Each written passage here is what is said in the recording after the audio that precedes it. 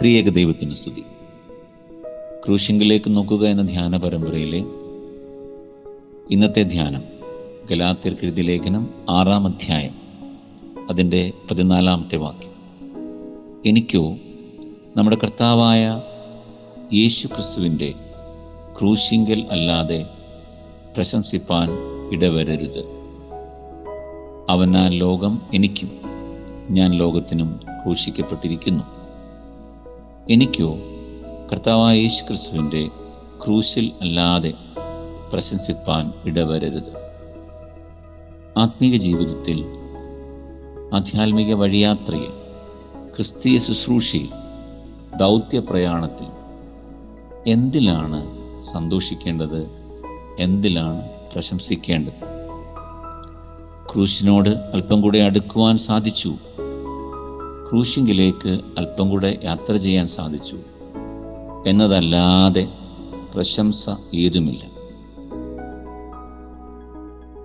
അക്കാലത്തെ ജനം തങ്ങൾ പരിച്ഛേദന ഏറ്റവരാണ്, മറ്റുള്ളവരെക്കാൾ ആ അർത്ഥത്തിൽ തങ്ങൾ പ്രശംസ അർഹിക്കുന്നു എന്നീ ചിന്തകൾ പുലർത്തുന്നവരായിരുന്നു. എന്നാൽ പൗലോസ് ശ്ലീഹ പറയുന്നു, തന്നെ പുതിയ സൃഷ്ടിയാക്കുന്ന ക്രിസ്തുവിൻ്റെ കുരിശാണ് പ്രശംസയ്ക്ക് നിദാനം.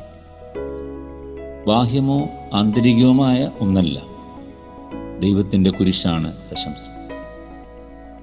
ജീവിതയാത്രയിൽ പലപ്പോഴും ചെറിയ പ്രശംസകൾ, വലിയ പ്രശംസകളൊക്കെ ക്രിസ്തീയ ജീവിതത്തെ വഴിതിരിച്ച് വിടാറുണ്ട്. പ്രശംസയ്ക്ക് വേണ്ടി പരക്കം പായാനുള്ള പ്രവണത, പ്രശംസ നേടിയെടുക്കുവാനുള്ള താല്പര്യം, പ്രശംസ വേണ്ട എന്ന് പറയുമ്പോൾ തന്നെ പ്രശംസയ്ക്ക് വേണ്ടിയുള്ള കാംക്ഷ ഒക്കെ നമ്മെ എല്ലാവരെയും ബാധിക്കും. പൗലോസ് ശ്ലീഹ പഠിപ്പിക്കുന്നു, ഈ നോമ്പുകാലത്ത് എനിക്ക് അവൻ്റെ ക്രൂശിലല്ലാതെ പ്രശംസ ഏതും ഇല്ല. കർത്താവിനെയും അവൻ്റെ ക്രൂശിനെയും സാക്ഷിക്കുന്നതാണ് ക്രിസ്തീയ ജീവിതത്തിലെ പ്രശംസ.